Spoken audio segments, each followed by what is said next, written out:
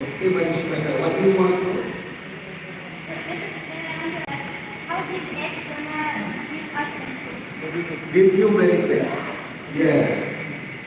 See, let's right? So, there are a few things. First of all, this law has made filing of complaints easier. So, if you have complaints against somebody, so now you can go to the police. In fact, first of all, it has made the institution of police more friendly to the people. Okay, it has been more friendly to the people. Like you see, the very name, the earlier law was more focused on punishment. It was penal. Now it's more focusing on justice, nyaya. So the whole process of implementing the whole idea behind implementing the new laws is to give benefit to the people, bring the benefit of the institution of law to the people. So new crimes have been added. So for new offense earlier there were no punishment. So somebody can say, for example, for students, girl students or girls like for women, there was a punishment where having is this is what happens to your case. Okay? And then another benefit is things with the video of your recording. People cannot lie. Earlier, what happens? There were some instances where I have money, I buy people, and I say that you feel like it, and that is how we present in the court. Now, that cannot be done, number one. And number two, people are also like that somebody can prevent somebody that don't go to the court and don't do anything against that particular person. Things like that also happen. So now since it will be recorded, that thing will also go. It will be all based on giving justice to the people as well as we are trying to agree. That's it. Thank you. আৰু যদি কোনোবা আছে প্ৰশ্ন সুধিব পাৰে আপোনালোকৰ যদি আজি এই প্ৰগ্ৰামত আপোনালোকে দেখা পাইছে আমাৰ এই মঞ্চৰ পিছফালে এটা দেখা বন্ধ আছে য'ত আপোনালোকক আজি ইন্ট্ৰডাকশ্যন আজি আপোনালোকক পৰিচয় কৰি দিয়া হৈ আছে এইটা আমাৰ ঠাইত আছে যিটো সলনি কৰি পেলাই আকৌ নতুনকৈ দিয়া হৈছে আৰু তাৰ বিষয়ে যদি আপোনালোকৰ কিবা এটা প্ৰশ্ন আছে আপোনালোকে সুধিব পাৰে বিডিপি অফিচাৰ ভাৱনা যদি বিডিপি মেম্বাৰ হিচাপে উপস্থিত আছে তেওঁলোকে যদি কিবা এটা প্ৰশ্ন সুধিব বিচাৰিছে সুধিব পাৰে লগতে বিভিন্ন স্কুলৰ পৰা অহা টিচাৰ্ছ প্ৰিন্সিপাল আপোনালোকে যদি সুধিব বিচাৰিছে কিবা এটা প্ৰশ্ন সুধিব পাৰে আজি এই প্ৰগ্ৰামটো আপোনালোকৰ এৱাৰনেছৰ কাৰণে ৰখা হৈছে যাতে আপোনালোকে গম পায় যে আইনবিলাক কি আছে কেনেকুৱা ধৰণৰ এইটো প্ৰলোভন হৈ আছে আপোনালোকে ইয়াৰ পৰা কি লাভ পাব চ' যদি কিবা এটা ডাউট আছে আপোনালোকে সুধিব পাৰে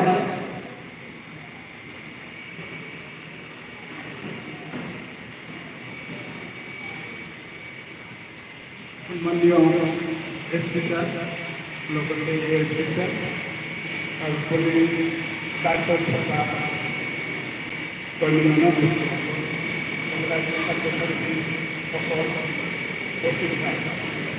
আৰু মই এটা কথা বিচাৰিব বিচাৰোঁ মানে যিটো তেল নতুন আইন একদম দিল খুলি সুদক জোৰে জোৰে কওক নতুন আপোনালোকৰে আইন নতুন আইনটো ঠিকে আছে আপোনালোকে ভালে আছে কিন্তু টাইমৰ মই ভাবিছোঁ মানে সৰু ল'ৰা ছোৱালী গাঁৱত ঠাণ্ডাতে কৰিব পাৰে এইবিলাক বস্তু কেছৰ বিষয়েও আপোনালোকে দেখি চৰকাৰী কাউন্টাৰ বা কাউন্টাৰ আছে সকলো পাৰিব মানে আপুনি বিচাৰিছে এই আইনৰ কিতাপ গাঁওবুঢ়াখিনিৰ হাতত মানে ডাঙৰ ক্ৰাইমবিলাকতো সেইটো নোৱাৰে এটা সৰু সৰু কেছবিলাক সেইটো আপোনালোকে দেখি চৰকাৰী কাউন্টাৰ বা কাউন্টাৰ এতিয়া দুটা বস্তু আছে হা এটা হ'ল আপোনাৰ যোনটো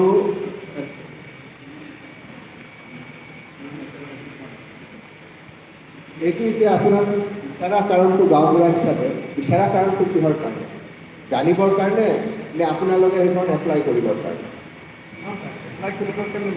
কিছুমানে ভয়তে থানাত আবেদন কৰে হয়। আৰু আপোনালোকক দিলে কিছুমানে ভয়তে এই মানে এইবিলাক ধৰক কোনোবা কিবা এটা খাই কিবা কৰিছে থানালৈ আহিব দিয়ে। এতিয়া কথাটো হ'ল এতিয়া চবকেতো কিতাপ দিব পৰা নাযায়, ঠিক আছে? সেইটো কাৰণে চৰকাৰে কি কৰিছে, এটা এপ এটা কৰিছে, সংকলন বুলি এপ এটা আছে, আপুনি ডাউনলোড কৰি দিয়ক, এই গোটেইখন কিতাপ তাত আপুনি পাই যাব, ঠিক আছে? সেইটো মানে চবৰ তাতে এতিয়া মোবাইলত আপুনি এক্সেছ কৰিব পাৰে। স্মাৰ্ট মোবাইল দ্বাৰা আছে, প্লে ষ্টৰত গৈ সংকলন এপ SANKALL সংকলন এপ ডাউনলোড কৰি দিব। চবে আপোনালোকে নিজৰ মোবাইলত স্মাৰ্ট মোবাইল দ্বাৰা আছে, তেওঁলোকে প্লে ষ্টৰত গৈ সংকলন এপটো ডাউনলোড কৰিব।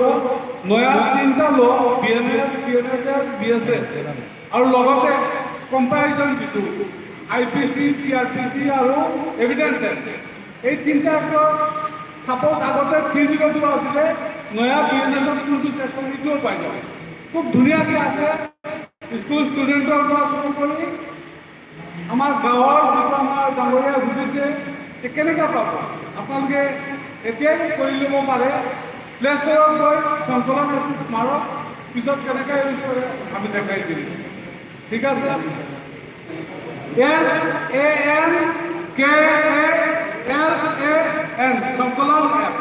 আৰু লগতে আৰু এটা কথা আপুনি যিটো কৈছে, সৰু সুৰা ক্ৰাইম যিটো, সৰু সুৰা ক্ৰাইমৰ ক্ষেত্ৰত আগতে আছিলে ইমিডিয়েটলি তেনেকুৱা কেছ আহিলেই ৰেজিষ্টাৰ কৰিব লাগে। আজিকালি বিল' 7 ইয়াৰ্ছ যিবিলাক পানিছমেণ্ট, এইটো অহাৰ লগে লগে 14 দিনলৈ আমি ইনকুৱাৰী কৰিব পাৰোঁ। ইনকুৱাৰী কৰি আপোনালোকে কোনোবা মানুহক একিউজ বনাই FIR দিছে, পটককৈ তাক এৰেষ্ট কৰি ফৰৱাৰ্ড কৰিব এনেকুৱা নহয়। এই একিউজজন আমি তেওঁলোকে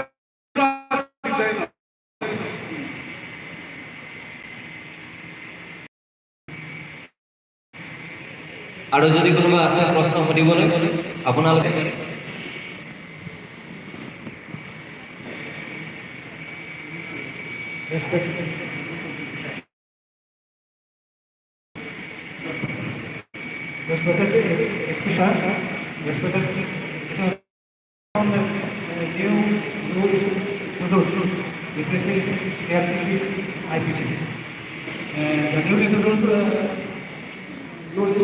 भारत न्याय संहिता, भारतीय नागरिक सुरक्षा संहिता, एक भारतीय सुरक्षा अधिनियम 2006.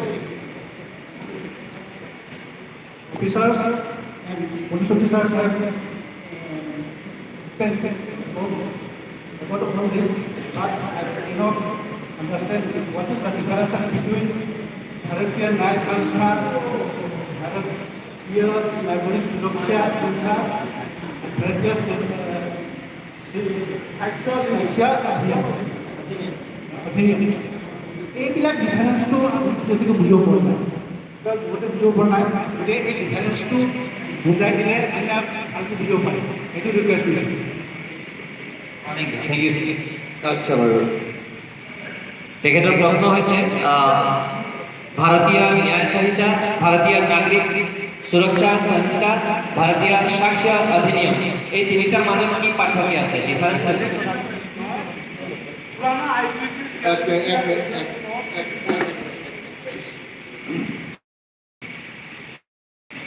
এতিয়া প্ৰথম আছিল আপোনাৰ CRPC, ঠিক আছে? CRPC সবে জানে তো, CRPCটো কি আছে? CRPCটোৱে এইটো কৈছিল যে কিবা এটা এক্ট, কিবা এটা কাম, সেইটো অফেন্স কেতিয়া হ'ব, গম পাইছে? সেইটো CRPCয়ে কৈছে যে কিবা এটা এক্ট, সেইটো অফেন্স কেতিয়া হ'ব। তো সেইটো আছে CRPC। সেই বস্তুটোৱে CRPCৰ জেগাত এতিয়া দিছে BNSS, ভাৰতীয় ন্যায় সুৰক্ষা, ভাৰতীয় নাগৰিক সুৰক্ষা সংহিতা। এইটো হ'ল সংস্কৃত ৱৰ্ড। সংহিতা মিনছ কোড, ভাৰতীয় মিন্স ভাৰতৰ, নহয় জানো? নাগৰিক টু নাগৰিক গমে পায়, সুৰক্ষা মানে প্ৰটেকশ্যন। এতিয়া এইটো দিছে, এতিয়া সেইটো কোড দিছে যোনটো CRP আছে, কোড অফ ক্ৰিমিনেল প্ৰচিডিউৰ, এতিয়া এইটো কোড অফ জাষ্টিচ প্ৰচিডিউৰ হৈ গৈছে। That is the difference in the name. আগতে it was presumed that a person is a criminal and he is tried like that. Now it is presumed more justice can be to give him justice. In the similar way, next comes IPC. IPC কি থাকে? এই পানিশমেন্টটো যোনটো experience CRPC যোনটো পায়, এটা punishment দিলে এটা এটা অফেন্স। এই offence how to investigate, how to proceed, কি আছে। So সেইটো IPC আছে, ঠিক আছে? সৰি স্লাইড উল্টাম IPC CRPC নাগৰিকে কৈ আছে সেই এক্টটোত কেনেকৈ যাব, আপুনি এতিয়া মাৰ্ডাৰ কৰিছে, সেইটোত কেনেকৈ প্ৰচিড কৰিব, সেইটো CRPCয়ে কৰিছে। এতিয়া ENSSয়ে কৰিব। থাৰ্ড যোনটো আছিল এভিডেন্স, তাৰ নামটোৱে কৈছে যে it is evidence, it is about evidence, ঠিক আছে? এতিয়া ক্ৰাইম এটা হ'ল, ক্ৰাইমটো কেনেকৈ ইনভেষ্টিগেট হ'ব তাৰ কথা হ'ল। ক্ৰাইমটো ইনভেষ্টিগেট হোৱাৰ পিছত সেই ক্ৰাইমটোৰ এভিডেন্স কি কি হ'ব সেইটো কৰিছে, গম পাই? এই তিনিখনে সেইটো কৰি আছে। Thank U. স্যাৰ আমাৰ মাজত আৰু এজন আছে প্ৰশ্ন সুধিবলৈ।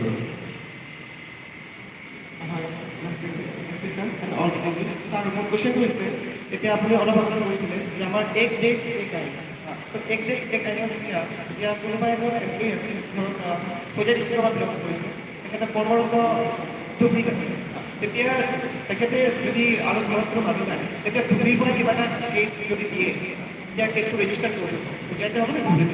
আৰু যদি হয় আৰু সেইটো কি প্ৰচিডিউৰ আছে? এতিয়া কথাটো হ'ল, নাম্বাৰ ওৱান, কিছুমান বস্তু চেঞ্জ হোৱা নাই, কিছুমান বস্তু চেঞ্জ হৈছে। এতিয়া আপুনি কৈ আছে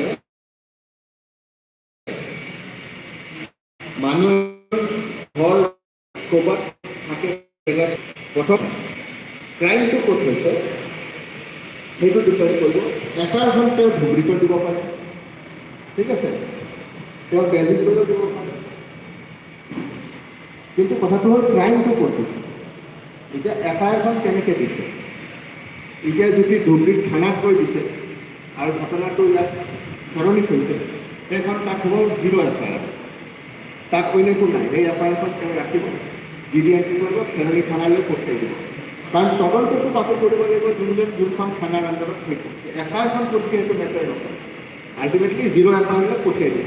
য়েছ, ইয়াত আৰু এটা কথা আহি যায়, যদি ইমেইলত বা ইলেক্ট্ৰনিক মিডিয়ামত এফআইআৰখন দিয়ে, তেতিয়া ধুবুৰীত দিলে, ধুবুৰীৰ পৰা পঠিয়ালে, ধুবুৰীৰ পৰা পঠোৱাৰ পিছত তেওঁ যদি নাহে এফআইআৰখন ৰেজিষ্টাৰ কৰিব নোৱাৰে। সেইটো হ'ল তেওঁ আহিবই লাগিব আৰু 3 দিনৰ ভিতৰত চাইন কৰিব লাগিব।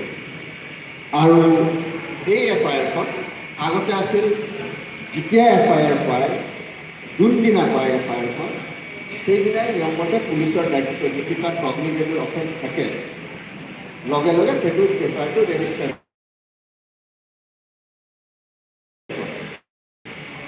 কৰিলে। আমাৰ তাত বডি আছে, স্প্ৰেক আছে, অমুক আছে, সেইসব এতিয়াও আছে, আপোনালোকে যাব পাৰিছে।